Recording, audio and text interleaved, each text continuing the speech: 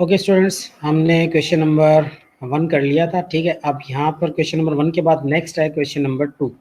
देखिए question number 2 में है कि right the values in order starting with the smallest. ठीक है ना, आपने इसको असेंडिंग ऑर्डर में लिखना है, स्मॉलेस्ट से आपने हाईएस्ट की तरफ जाना है, तो ये आपके पास कहलाता है असेंडिंग ऑर्डर। ठीक है ना, तो असेंडिंग ऑर्डर में आपने किस तरह से लिखना होता है फ्रैक्शन को, वो भी आप देख लें कि सबसे जो छोटा नंबर है उसको आपने पहले लिखना है, जो उसके बाद ग्रेजुअली जो जितने बड़े नंबर चलते चले जाएंगे वो आपने लिखना है।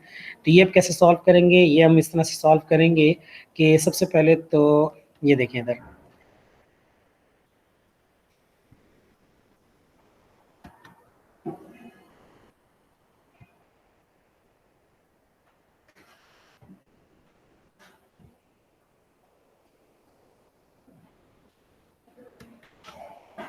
देखिए क्वेश्चन नंबर 2 है।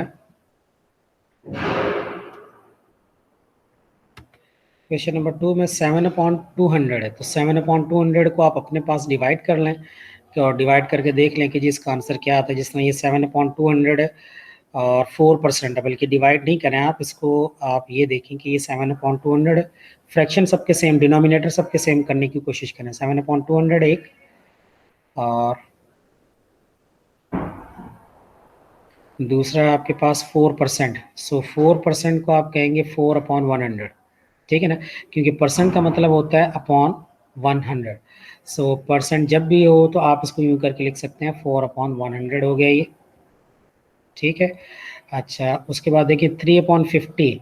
तो 3/50 को अगर मैं डायरेक्टली इस तरह से लिखूं कि अगर मैं 100 की फॉर्म में 50 को 2 से मल्टीप्लाई कर दूं यहाँ पर डायरेक्टली, यहाँ देखिए 50 को मैंने अगर 2 से मल्टीप्लाई कर दिया नीचे, तो 52 से 100 बन गया। तो अगर मैं 2 से नीचे मल्टीप्लाई करूंगा तो ऑब्वियसली ऊपर वाले नंबर को मुझे 2 से मल्टीप्लाई यहाँ पे करना पड़ेगा। सो 3 मल्टीप्लाई बाय 2 एंड नीचे भी 2 से मल्टीप्लाई किया मैंने। सो ये बन गया 52 ज़ा 100 और 3 2 ज़ा 6, ये हो गया आपके पास। अच्छा उसके बाद है 0.3। अब 0.3 को 0.03, तो 0.03 का मतलब है कि डेसिमल के बाद कितने नंबर हैं, 2 नंबर है।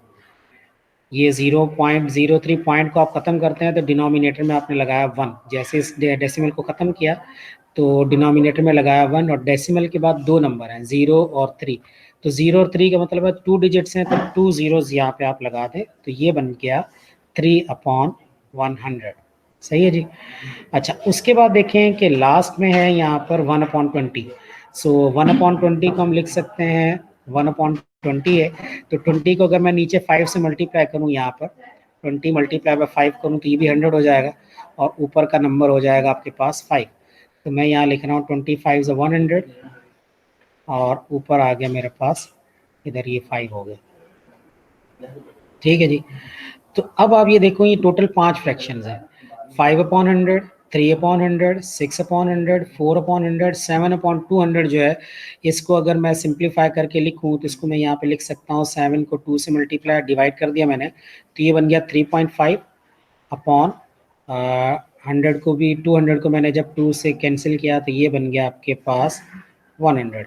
सो 3.5 अपॉन 100। अब आपने देख लिया कि जब सबके डिनोमिनेटर सेम हो गए तो अब ये फ्रैक्शन आपके पास बिल्कुल क्लियर हो गए यहाँ पर। सही है, अब आप ये देख लेते हैं कि अगर सबके डिनोमिनेटर सेम है तो अब एक है 3.5, इनमें से सबसे स्मॉलर कौन सा होगा, सबसे स्मॉलर वो होगा जिसका न्यूमरेटर जो ऊपर का नंबर है वो सबसे छोटा होगा। ठीक है, जिसका न्यूमरेटर सबसे छोटा है, जिस तरह ये 3/100 इसका न्यूमरेटर सबसे छोटा है, तो 3/100 का मतलब है 0.03, 4/100 का मतलब है 0.04, 6/100 का मतलब है 0.06। ठीक है, 3.5/100 का मतलब है 0.035। तो अब ये पूरी पिक्चर आपके पास क्लियर होगी।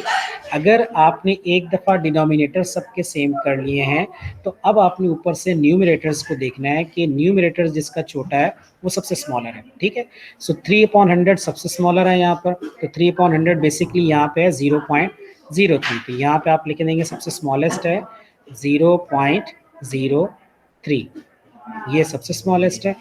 उसके बाद कॉमा डाल के जो सेकंड है, सेकंड 0.03 के बाद है 3.5/100, जो कि बेसिकली नंबर था आपके पास 7/200।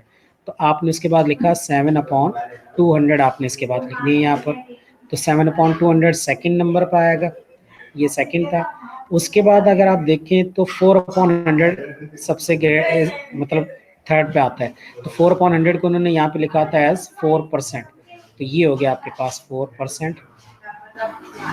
ठीक है।